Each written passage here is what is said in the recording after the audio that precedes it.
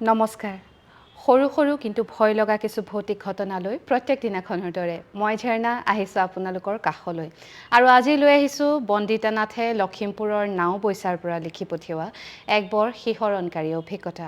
এই অভিজ্ঞতা তেওঁৰ লগত ঘটা বৰ বেছি দিন হোৱা নাই। এই অভিজ্ঞতাৰ বিষয়ে সবিশেষ কম, কিন্তু তাৰ আগতে অনুৰোধ কৰিছোঁ যদিহে আপুনি মোৰ ইউটিউব চেনেলটো এতিয়াও ছাবস্ক্ৰাইব কৰা নাই, যদি বেয়া নাপায় ছাবস্ক্ৰাইব কৰি থ'ব আৰু ইনষ্টাগ্ৰামত থকা একাউণ্টটো ফ'ল' কৰিবলৈ নাপাহৰিব। এতিয়া আগবাঢ়োঁ বন্দিতাৰ লগতনো কি ঘটিলে। বন্দিতাৰ ঘৰ লখিমপুৰ জিলাৰ নাওবৈচাত আৰু বন্দিতাৰ ঘৰত মাক, দেউতাক, আইতাক আৰু তাই। বন্দিতা ঘৰৰ একমাত্ৰ সন্তান, গতিকে অতি মৰমৰ, অতি আলসুৱা। বন্দিতা বৰ্তমান ফাৰ্ষ্ট ছেমিষ্টাৰৰ ছাত্ৰী।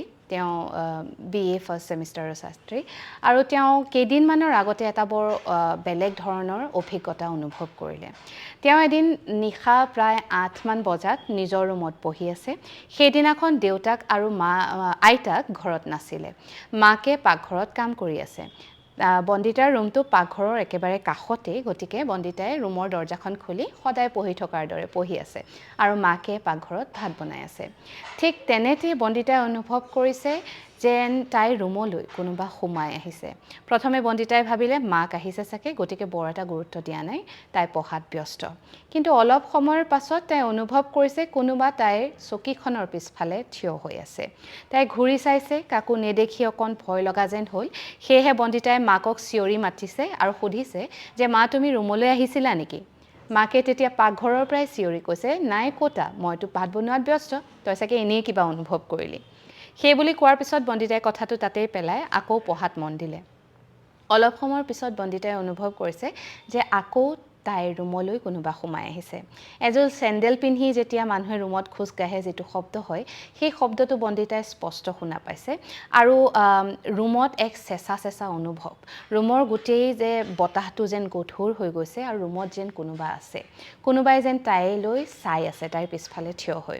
বাৰে বাৰে তাই ঘূৰি চায় আৰু কাকো দেখা নাপায়। লাহে লাহে বন্দিতাৰ ভয় লাগিবলৈ ধৰিলে আৰু লগে লগে বন্দিতাৰ গাটো অলপ বেয়া হ'বলৈ ধৰিলে। সেয়েহে তাই পঢ়া তাতে সামৰি মাকৰ ওচৰলৈ পাকঘৰলৈ গ'ল। মাকক ক'লে যে মা, মোৰ গাটো বৰ এটা ভাল লগা নাই, আজি মই ভাত নাখাওঁ, শুই থাকোঁ। তেতিয়া মাকে ক'লে যে ঘৰত কেৱল দুজনীয়ে আছোঁ, তই যদি ভাত নাখাওঁ কেনেকৈ হ'ব, অলপ দেৰি ৰ, ভাত হ'লেই।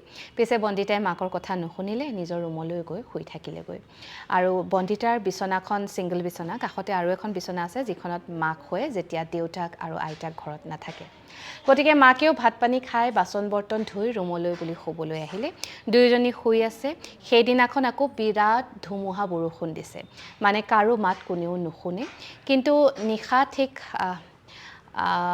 2 বজামান হৈছে, তেতিয়া বন্দিতাই সাৰ পাইছে। সাৰ পাই অনুভৱ কৰিছে যেন ৰুমত কোনোবা থিয়হি আছে। বন্দিতাই তেতিয়া মোবাইলৰ লাইটটো জ্বলাই চাইছে, কাকো দেখা পোৱা নাই। মাক সিফালে শুই আছে। সেয়েহে বন্দিতাই ভাবিলে যে এনেই চাগে তাই মানে অনুভৱ কৰিছে। সেই বুলি তাই আকৌ শুবলৈ চেষ্টা কৰিলে। এইবাৰ আকৌ তাই শব্দ শুনিছে, তাইৰ টেবুলখনৰ চকীখন কোনোবাই চুচৰাই উলিয়াই আনিছে।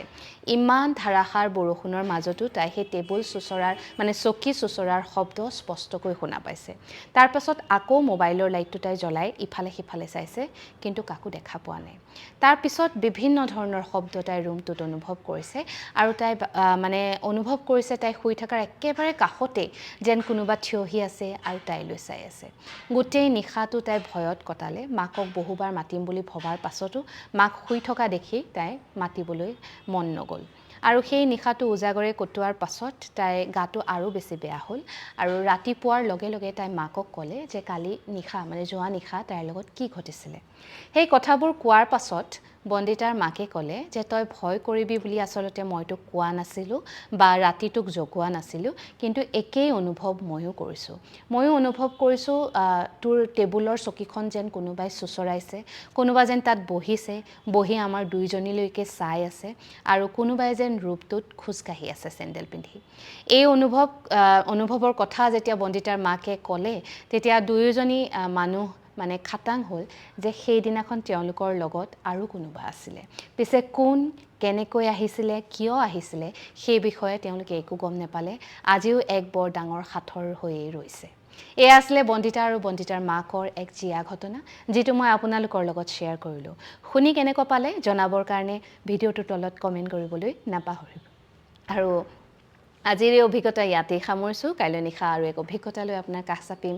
এতিয়ালৈ আহিছোঁ, শুভৰাত্ৰি।